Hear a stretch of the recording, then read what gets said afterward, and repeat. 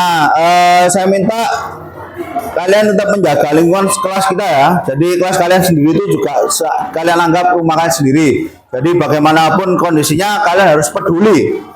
Karena apa? Karena Islam juga mengajarkan kalian untuk menjaga lingkungan. Silakan sekarang dicek sampah-sampahnya yang di bawah, di kolong-kolong meja. Dicek dulu. Dicek ada enggak sampahnya. Silakan diambil kalau ada sampah. Ditaruh di laci atau nanti dibuang di depan. Oke, sudah ya? Sudah bersih semuanya? Oke, terima kasih. Jadi setelah minggu kemarin saya mengajarkan kalian tentang sholat dan zikir. Apa itu sholat, apa itu zikir? Di pertemuan kali ini insya Allah saya akan mengajarkan tentang akhlak terpuji dan akhlak tercela. Tentang akhlak ya, akhlak. Yaitu tentang ghibah dan tentang tabayun. Jadi itu dua akhlak yang harus dihindari dan harusnya harus dilakukan. Paham ya? Nah, terus juga untuk nanti penilaiannya ini nanti kita bentuk kelompok ya, sesuai kita bagi kelompok. Nanti saya kasih soal studi kasus ya, kalian membuat sebuah cerita untuk nanti dikomentari di kelompok lain. Jadi itu pembelajaran hari ini seperti itu. Jadi yang saya nilai nanti hasil diskusi dan hasil presentasi tiap kelompok. Paham ya? Nah, oke. Sebelum itu saya minta tolong kalian dikeluarkan saya kirim link ya. Saya kirim link di grup WA. Silakan dikeluarkan HP-nya untuk mengerjakan asesmen awal ya. Coba bawa HP semua kan? Kalian keluarkan. Bisa? Bisa. Saya kasih waktu 5 menit ya. Bisa iki.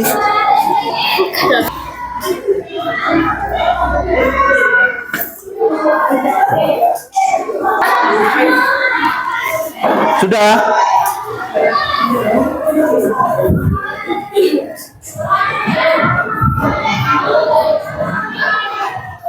Saya cek ya hasilnya ya.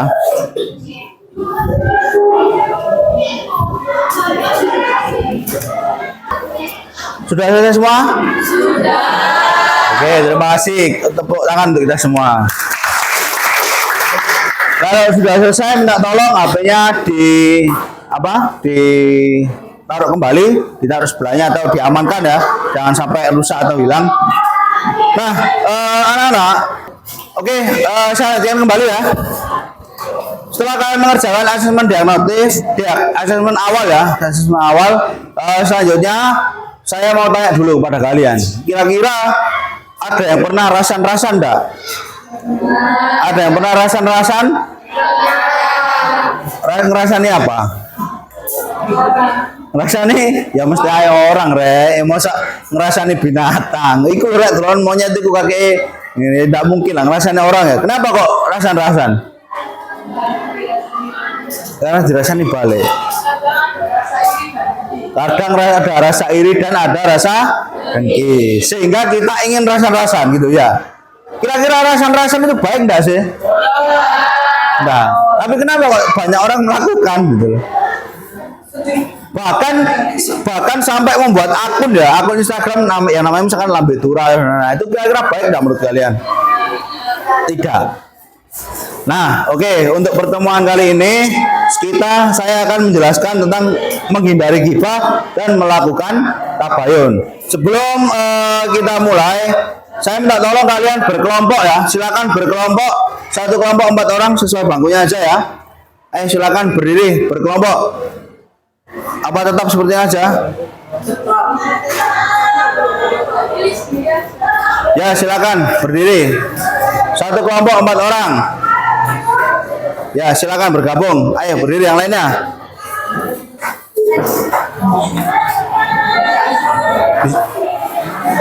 Ayo.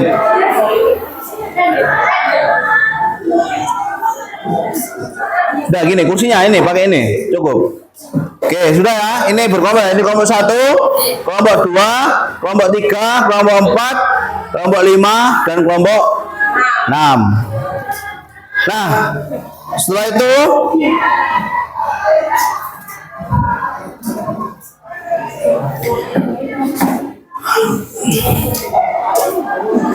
kenapa sih kok saya menerangkan materi ini? Materi ini itu nanti fungsinya adalah untuk kalian terapkan di dalam kalian kehidupan kalian sehari-hari. Jadi jangan sampai kalian tidak melakukan ini. Percuma kalian belajar tentang agama Islam PAI tapi ternyata tidak diterapkan dalam kehidupan sehari-hari. Nah, coba diamati gambar di bawah ini. Kira-kira apa yang dilakukan? Gambar pertama dulu. Kira-kira apa yang dilakukan si ini dengan ini? Hah? Coba ngacung sih. Rasan. Ngerasan ini siapa? Ngerasan ini ya. Ini ada gambar apa? Gambar badak ya ini ya. Jadi dia ini ngomongi mungkin ya ini seperti badak.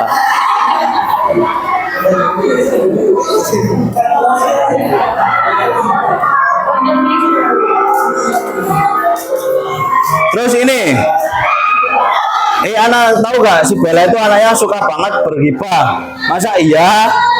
Padahal gibah kan dosa terus menerus. Akhirnya mereka ngerasani. Nah, dari dua gambar ini kira-kira benar nggak yang mereka lakukan? Salah. Kenapa kalau salah? Tapi kan ini nggak rasan-rasan, kan ini dia tahu. Mengejek ya. Kalau ini ngerasani orang yang suka rasan-rasan ya. Iya. Kira-kira benar nggak merasani orang yang suka rasan-rasan? Tidak boleh, sama saja. Apa bedanya terusan dia sama mereka?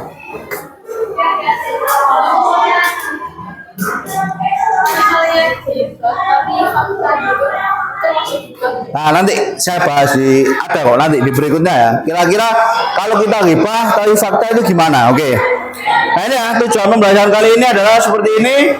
Kita akan melafalkan al-hujurat tentang larangan ghibah, mendistribusikan dampak negatif, menganalisis dan menciptakan harmoni sosial dari menjauhi ghibah. Sebelum masuk ke intinya, saya ada lagu ya. Coba kita berdiri, kita nyanyikan bersama-sama ya. Ini naik becak. Pakai lagunya naik becak, ngerti? Naik becak. Ini jangan ya naik becak tuh. Jangan suka bergibah, dosamu kan bertambah, amalmu akan musnah. Oke, Pak. Yaumil qiyamah ibarat makan daging saudaramu sendiri. Gibah membawa masalah.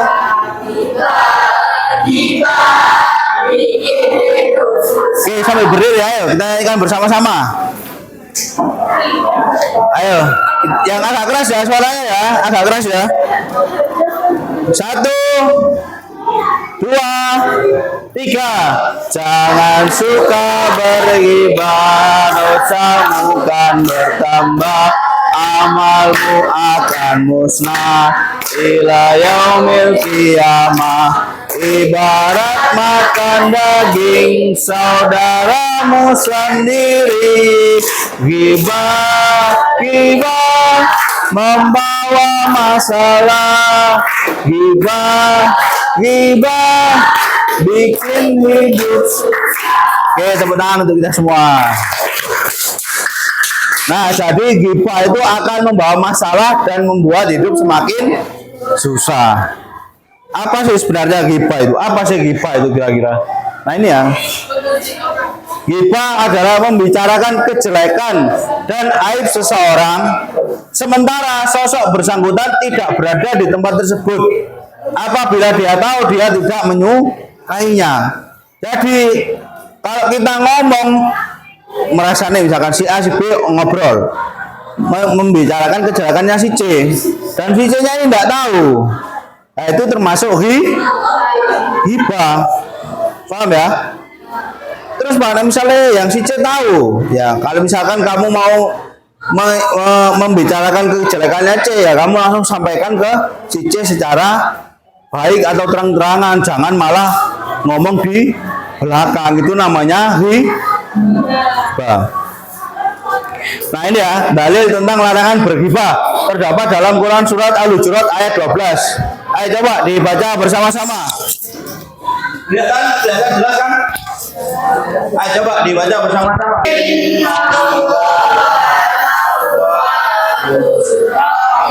Artinya,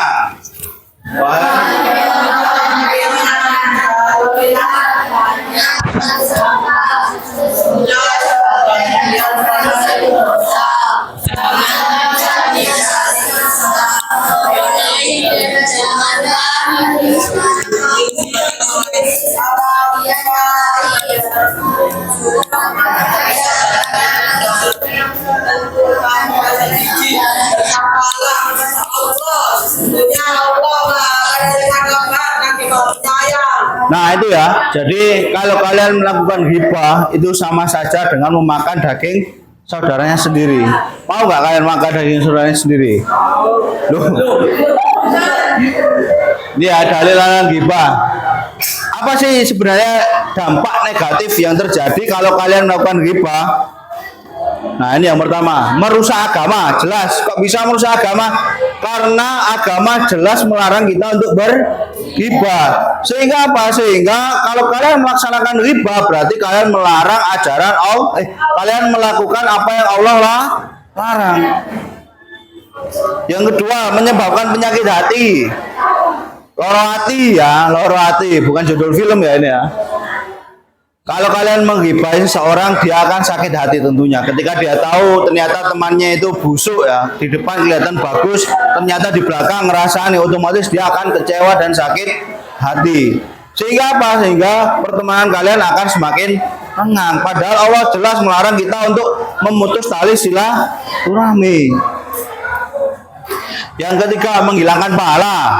Nek kalian rasan-rasan melakukan ghibah, otomatis pahala kalian akan diberikan ke orang yang kalian rasain itu tadi. Ngerti ya? Nek kalian ghibah tabayun. Secara bahasa tabayun berarti mencari kejelasan tentang sesuatu hingga jelas dan benar keadaannya. Istilahnya mengklarifikasi atau mengkonfirmasi, itu tabayun.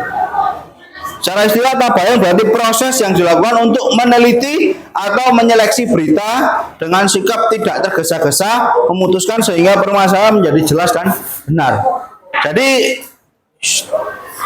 Jadi di era sekarang, apalagi era teknologi dan informasi, di mana dunia berada di dalam genggaman, yaitu di dalam smartphone, itu informasi semuanya bisa kita akses. Entah itu misalnya ada kecelakaan di Amerika sekarang itu, kita langsung bisa tahu kalau ada kecelakaan di daerah Amerika atau ada kebakaran di mana, itu kita bisa langsung tahu. Nah, tapi ada buruknya juga. Ketika informasi itu mudah diketahui, otomatis kita harus pintar-pintar memilah. Karena apa? Karena banyak juga berita-berita hoax ya, atau hoax yang bersebaran di media sosial.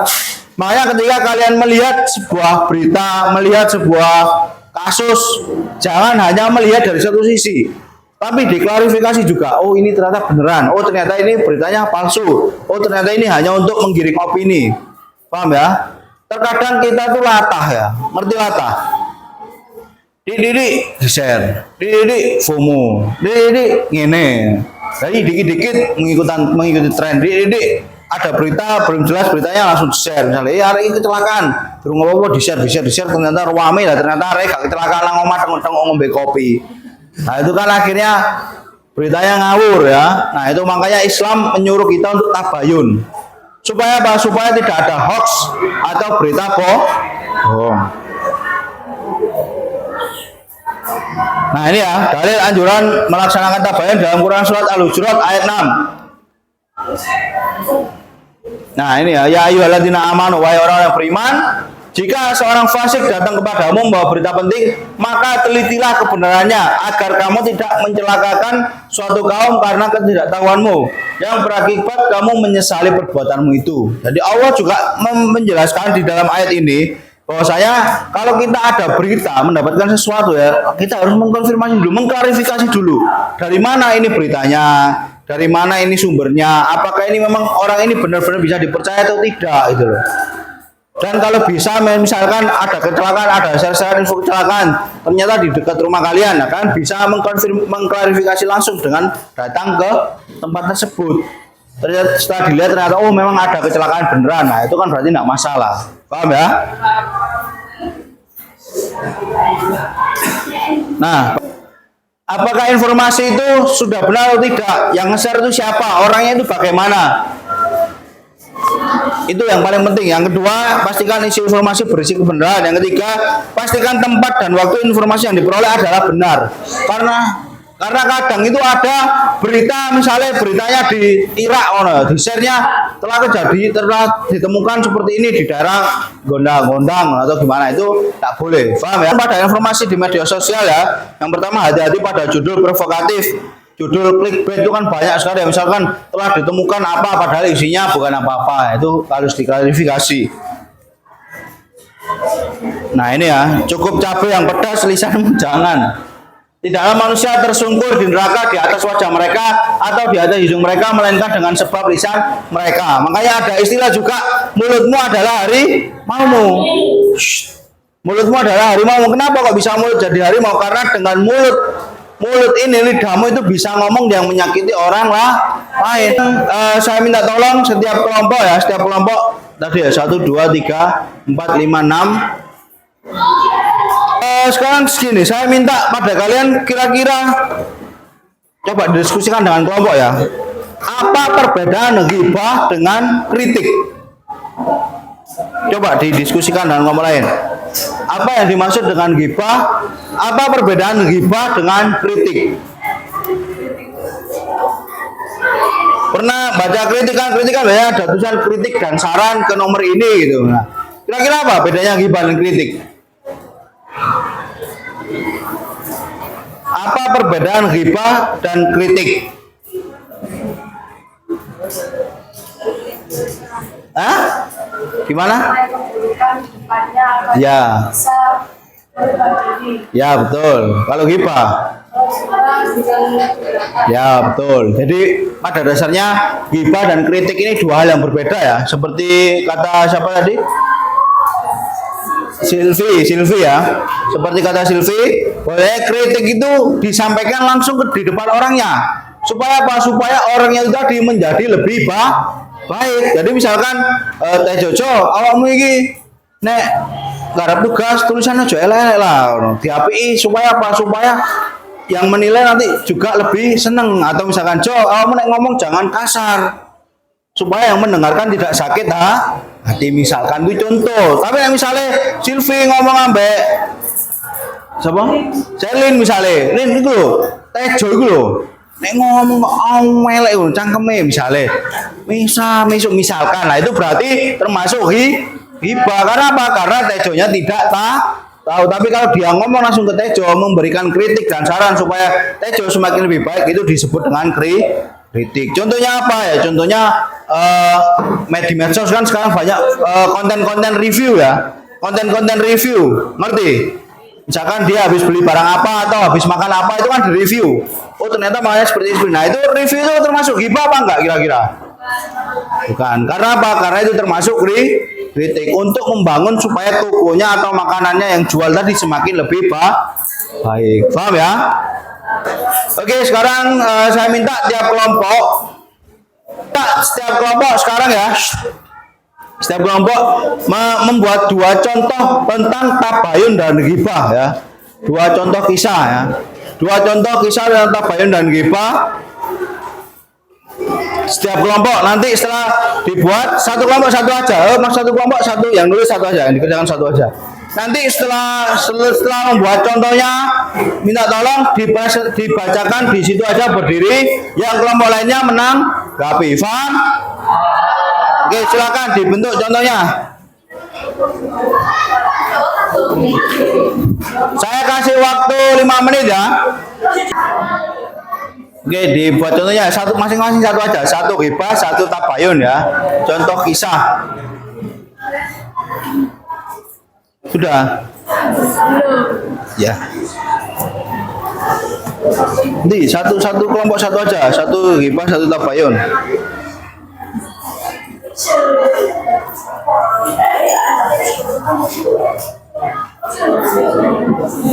Ya. Sik. Boleh mencari referensinya di HP ya, dicari referensinya. Dua contoh giba sama dua contoh tabayun. Satu contoh tabayun, satu ghibah, dua tadinya. Satu ghibah, satu tabayun, ya betul ya. Oke, ada yang sudah selesai? Sudah, dua-duanya. Oke, ini kelompok satu minta tolong yang lainnya mendengarkan ya. Disimak, nanti saya minta tolong pendapatnya kelompok lainnya ya. Shh. Minta tolong nanti kelompok lainnya menanggapi apakah yang disampaikan kelompok satu ini benar atau tidak. Atau mungkin ada yang dikomentari atau mungkin ada yang dianalisis kira-kira bagaimana. Oke, silakan dibaca sampai berdiri. Mana? Sudah. Sudah. Sudah.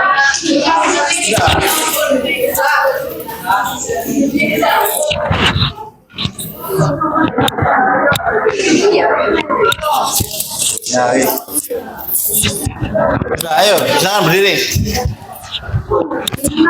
Kalau bisa kisah, maksudnya digambarkan bisa si A, ini si B, ini gitu. Si A bertemu si B. Sudah, kamu sudah.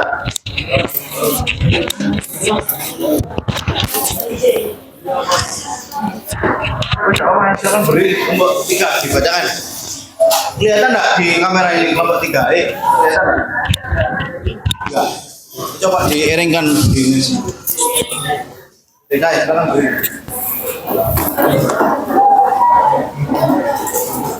Minta tolong yang ini. Ayo. Menyebabkan kritik orang lain seperti buka kepala, mata, dan sebagainya. Tabayun tidak asal menyebarkan informasi di media sosial. Oke, kita beri aplaus untuk kelompok 3. Ada lagi yang sudah selesai? Satu lagi. Sudah. Oke, ayo. Berdiri dibacakan ceritanya. Ya, berdiri semuanya.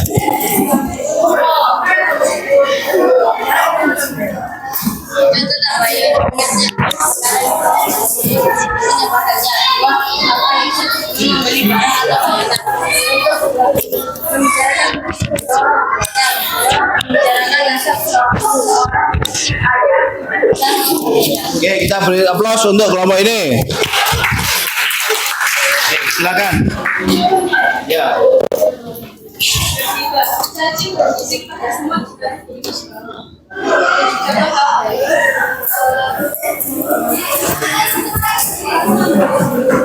mengembalikan permasalahan bersama dari gambar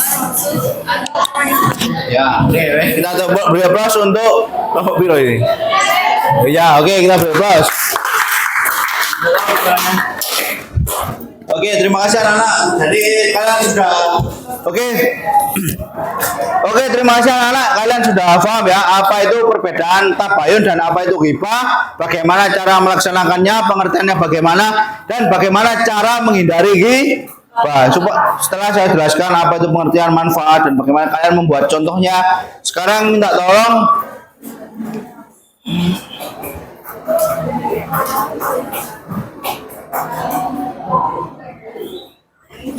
Nah, jadi kembali lagi bahwasanya pembelajaran hari ini tuh kita belajar tentang ghibah dan tabayun. Ghibah itu adalah bahasa Jawanya itu rasan-rasan atau membicarakan orang keburukan orang lain tanpa orang itu tahu. Kalau tabayun itu kita mengklarifikasi atau mengkonfirmasi bahwasanya berita tersebut benar atau tidak. Paham ya? Oke, sebelum itu silakan saya membagikan dikeluarkan gadgetnya ya, minta tolong dikerjakan refleksinya dijawab. Saya bagikan di Google Form ya, silakan dibuka di HP-nya, saya share linknya untuk menjawab pertanyaan refleksi.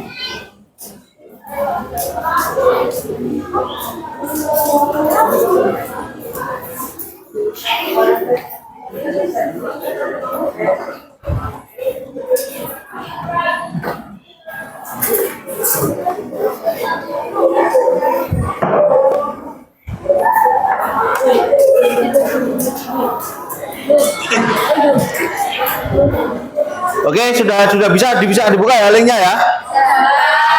Sudah, oke. Sudah selesai? Oke, kalau sudah minta tolong HP-nya disimpan kembali. Nanti hasilnya saya cek di Google Form-nya, silakan disimpan kembali HP-nya. Oke, terima kasih. Jadi untuk pembelajaran hari ini intinya kita belajar tentang apa itu akhlak terpuji ya. Setelah kalian mengetahui apa itu ghibah dan bagaimana melaksanakan tabayun, saya berpesan pada kalian bahwasanya jangan sampai pembelajaran ini hanya cukup di dalam kelas, tapi bagaimana kalian bisa mengimplementasikan atau menerapkannya dalam kehidupan sehari-hari. Kalian yakin, tentunya kemarin yakin bahwasanya rasan-rasan itu tidak boleh. Nah, dengan saya mengajarkan lagi, menerangkan lagi tentang ghibah, saya berharap kalian paling tidak meminimalisir ya, jangan sampai terjadi ghibah, terutama yang perempuan-perempuan itu ya. Perempuan-perempuan itu karena kenapa kok banyak perempuan yang sering ghibah? Karena perempuan itu dalam sehari itu membutuhkan 40.000 kata kalau nggak salah ya. Perempuan itu lebih banyak ngomong daripada laki-laki. Kenapa? Karena memang dalam sehari perempuan itu kalau nggak salah perlu ngomong sampai 40.000 kata, sedangkan laki-laki hanya 5.000 kata. Makanya perempuan itu lebih banyak ngomong daripada laki-laki. Dan itu sudah terbukti. Kenapa kok banyak sing rasan-rasan niku wong wedok timbang lanang ya? Karena perempuan suka ngomong. Nek wong lanang misale ketemu paling ya sapa-sapaan marono ya wis. Nek wong wedok wis mari nyopo, marono ngerti. Rek ngerti ya beritane iki mau ngene. Nah, wis akhirnya ghibah ya. Jangan sampai itu terjadi pada kalian. Minta tolong diminimalisir, jangan sampai banyak berbuat ghibah. Untuk pertemuan berikutnya saya akan menjelaskan tentang apa itu sejarah peradaban Islam ya, sejarah Daulah Abbasiyah. Dari saya kurang lebihnya saya mohon maaf. Silakan dipelajari kembali di rumah dan dikerjakan soal-soal yang ada. Terima kasih atas perhatiannya. Assalamualaikum warahmatullahi wabarakatuh.